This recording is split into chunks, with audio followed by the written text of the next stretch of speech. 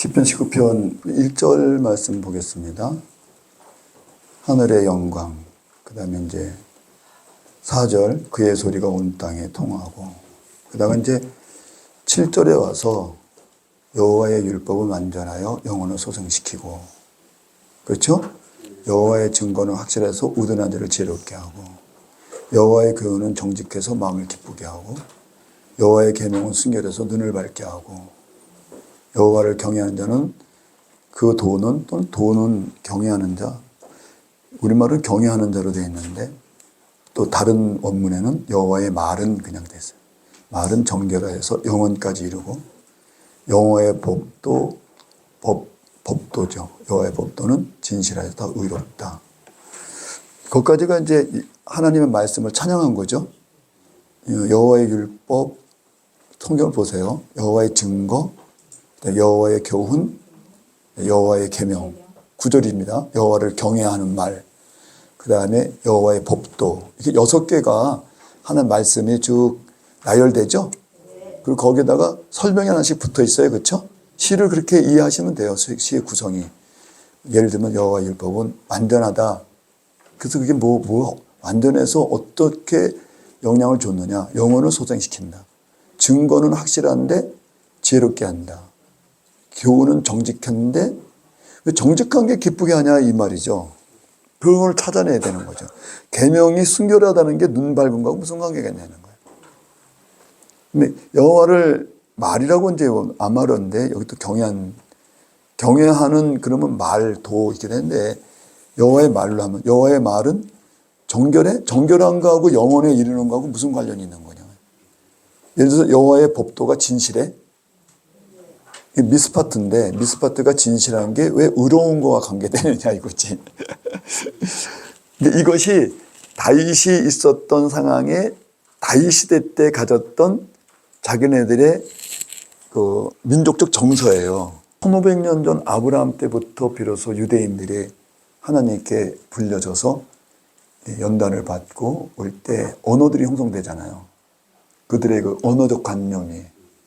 히브리인들도 정서가 있죠. 그러니까 그 정서 속에서 이스라엘이 읊으니까 히브리인들에게 여호와의 율법 완전해서, 아니 율법이 완전한 게 영혼을 소생시키냐. 이건 그 나라 사람들이 갖고 있는 정신적 사고란 말이에요. 여호와의 율법이 자기한테 완전해서 뭘 할 수 있거냐고 이거야. 근데 유대인들은 여호와의 율법이 다윗이 여호와의 율법이 나 다윗에게 완전하면 영혼을 소생시킨다. 이건 다른 거예요. 완전히 이거는 인격 자체나 사고 자체가 완판이야, 완판, 다윗이. 그렇게 성경을 보셔야지, 이거 갖다가 문학책으로 그 덜렁덜렁 읽으면 영감이 뭐가 와요. 다윗이 갖고 있는 심정 속에 들어가야지. 다윗은 어떤 분이야? 통일왕국을 이루기 위해서 엄청난 고난을 겪어서 40년간을 도망 다니다가 결국 이스라엘의 대왕이 돼갖고 통일왕국을 이룬 사람이잖아요.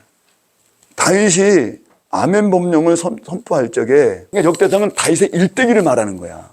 그만큼 다윗 대왕이 자기네 나라에서는 국부란 말이야. 그러니까 국부니까 국부님의 모든 인생을 정확하게 인생 그 전쟁사를 기록하는 거잖아요. 어떻게 해서 건국이 됐느냐. 다윗이라는 분이 어떻게 해서 이 나라를 건국했고, 건국하기 전에 어떤 신을 겪었고, 건국한 다음엔 어떤 신을 겪었는데 나라가 완성이 됐다. 솔로몬한테 이양된 게 솔로몬 역대하 1장에 솔로몬이 왕위를 이었다. 이렇게 시작해요. 그러니까 바로 솔로몬 역대하는 솔로몬의 치세를 얘기하면서, 그 다음에 여호사밧 이후에 솔로몬 다음에 르호보암 다음에 여호사밧 쭉 해서 시드기야까지 나라가 어떻게 망했냐 이걸 얘기하는 거잖아. 어떻게 흥했고 어떻게 망했냐 이걸 얘기하는 건데, 여기 건국 이념이 들어있단 말이에요. 건국 이념을 공부를 하셔야 한 나라를 세울 때 이 우리나라를 어떤 건국 이념으로 이 나라를 치리해 나갈까 이게 나오죠. 대통령들이. 다윗의 건국 이념이 뭡니까? 아니, 대충 여름에 아는 대로 4가지 있잖아. 건국 이념 뭐예요? 제일 중요한 게 성전 건축이지. 왜냐하면 이 나라가 종교국가잖아. 하나님이 통치하려고 하는 나라잖아. 하나님이 통치하려면 하나님이 통치할 수 있도록 제도를 만들어야 돼. 그러니까 성전을 건축했다는 건 성전을 덜렁 건축했다는 게 아니라 성전을 건축하는 걸 효시로 해서 모든 것을 제사장 제도로 나라를, 편대를, 공무원 제도를 다 바꾸겠다는 거야, 다윗이. 다윗이 이들의 세계는 에메트를 어떻게 이해하고 있었나? 도대체 성경이 말하는 진리는 뭐냐는 거예요. 이거예요. 플라톤이 말하는 진리는 뭐고 에메트를 뭔데 다윗은 하나님의 말씀이 에메트라고 얘기했냐고요. 어떤 정서를 가지고 어떤 민족의 언어나 교양과 그 나라가 쌓아온 어떤 그 감성적 진설을 가지고 고백했냐 이거야. 그래서 다윗이 도대체 어떤 정도의 정서를 가지고 자기네 그 이스라엘의 아브라함 때부터 내려오는 그 엄청난 정신적 보고가 있다고. 보물, 정신적 재산, 무형의 재산이잖아. 눈에 보이지 않은 거. 그런 재산에 가지고 인격이 형성. 1500년 만에 걸쭉한 인물이 하나 나온 거야. 아브라함의 손자 가운데서. 이 인물이 도대체 뭐라고 말하나. 도대체 왜 하나님의 말씀을 에메트라고 그러냐. 이것만 얘기할게요. 성경에서 진리는 뭐예요?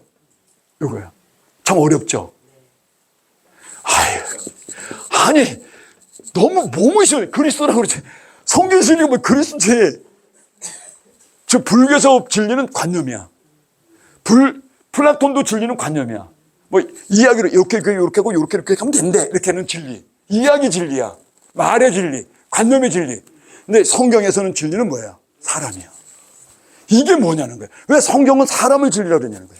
그리스도라는 사람. 봐요. 성경에서 진리는 이야기가, 관념이, 말이, 논리나 그 다음에 논문이 아니에요. 플라톤 논문이잖아요. 말은 논문. 불교도 논문이잖아. 논문을 읽고 진리라는 거야. 그게 아니잖아. 성경에서 진리는 누구야? 그리스도야.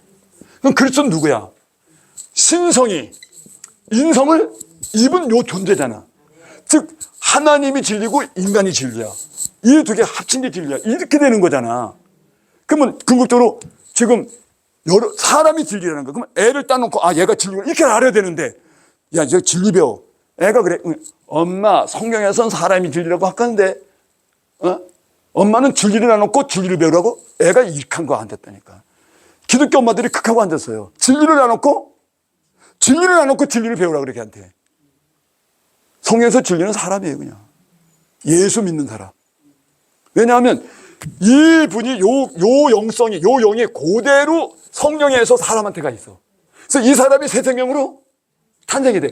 그렇게 해서 난 새 생명을 가진 요 사람이 진리인 거예요. 그냥. 그래서 하나님이 진리를 보이라는 건 사람을 보여야 되는 거야.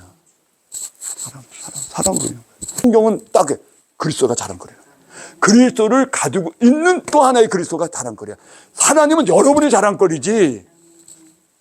그래서 사람의 자랑거리가 된 게 진리. 이건 대단한 종교예요. 어떤 진리도 논리, 이론 뭐 이런 게 진리야. 자연의 체계, 그런 걸 규명하는 원리, 수학 공식 이런 게 진리야. 여기는 그런 게 진리 아니야. 그냥 그리스도라고 하는 사람을 잉태해서 예수 믿는 사람이 같은 영으로 나서 그리스도 작은 그리스도가 된 사람들이 진리야. 왜? 그리스도가 진리야.